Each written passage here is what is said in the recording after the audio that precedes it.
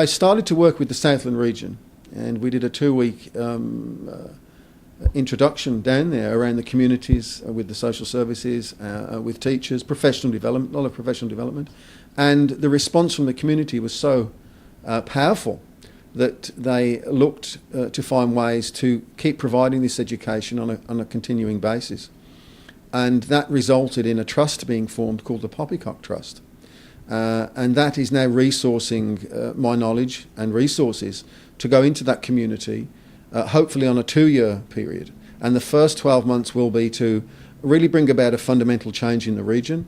And we're going to cover the health sector, the private sector, schools. We're going to work with teachers in professional development, work with the youth, starting with primary, intermediate and college-age students, working with parents across all sectors to work with all stakeholders in that community and look at the challenge that they face within the context of their life or their work, and bring in education that helps them to use this technology safely and ethically. It is a marvellous technology. It does connect us with the world, and we've got to get past this visceral response.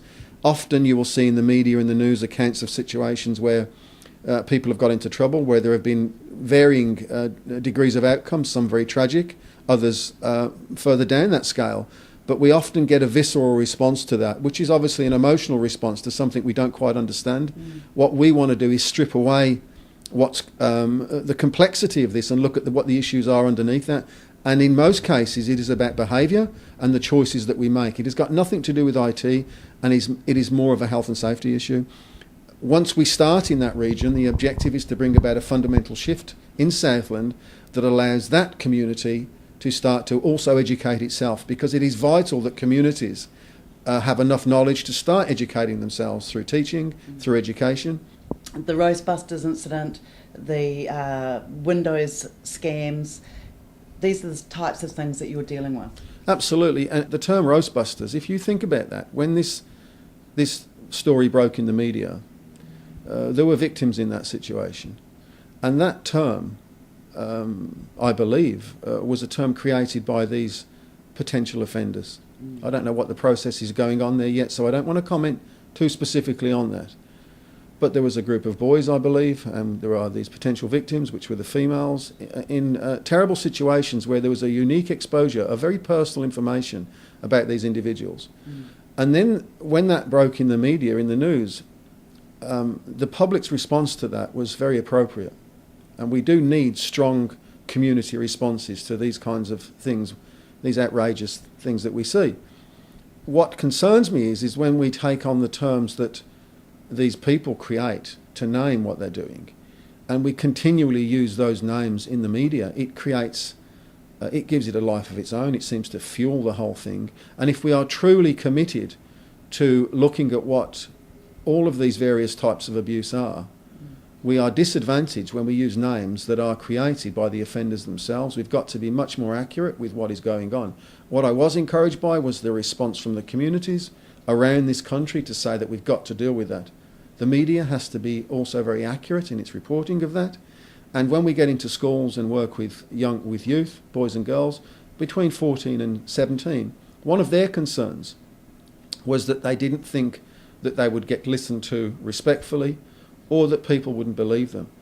And we looked at that, and we put together workshops under the banner Strong Together, which brings in police, people like myself and others, to consistently bring back a message for those young people that you will be respected, people will listen to you, and you've got to be able to come forward. And if you don't think you're getting the service that you're entitled to, keep knocking doors, keep asking. But I do want to say on behalf of people like police and child, youth and family, I'm not in those organisations. I do from time to time work alongside them when we're presented with situations, and I work with children that are in care of people like child, youth and family. The people that I work with are absolutely dedicated to doing the best that they can for these youth. So when I talk to youth, I promote that side that I see, and I see it for myself.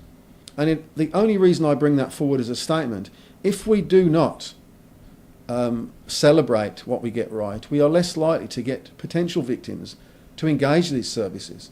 And so it is vital that they understand that they can come forward and they will be listened to. So I encourage any youth out there that thinks they have a problem, particularly around the things that we're talking about, come forward and talk to people that can help you.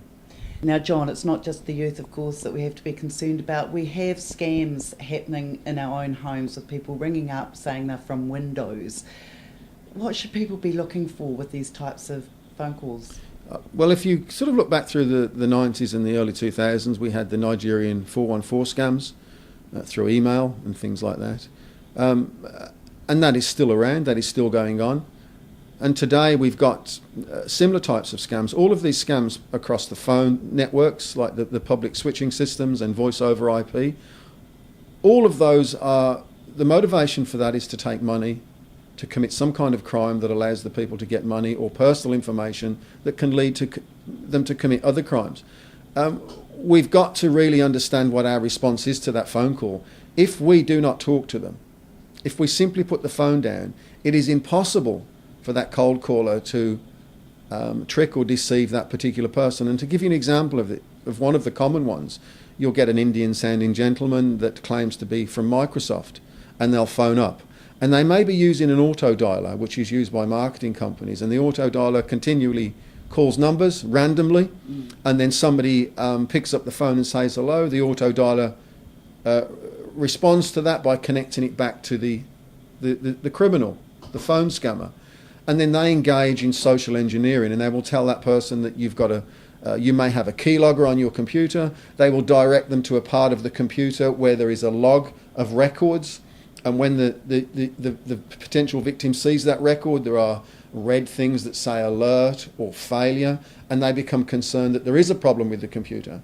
And what the phone scammer has done is directed them to that part of the computer to see that log, and once that victim becomes anxious that there is a problem with their computer, they become more compliant to the requests of the person on the phone. If they simply put the phone down, none of that can occur. None of it can occur. So I am asking people, when you get those calls, don't blow a whistle, because you might get the whistle blown back at you. Just put the phone down and do not speak to these people at all. What happens is, it doesn't matter how many times we seem to tell people this, it often doesn't get through. And I can tell you, this community and communities around New Zealand are bombarded by this. The reason that these cold calls work is because people respond to them. The single biggest impact that we can have on stopping that is by consistently putting the phone down and not engaging them. And, when you tell somebody in a group, don't answer that phone, don't comply with that request, they are logical and listening and learning. And when you do recall and comprehension, they go, yes, we won't do it. But when they're at home, if that phone rings and they pick the phone up and somebody says that this is Microsoft, or it's indeed the local bank and you've got a virus on your computer, they can become anxious. They become outcome focused on what the person is telling them, and they're not task focused. And when you're not task focused, you're unable to be logical about what's in front of you. So just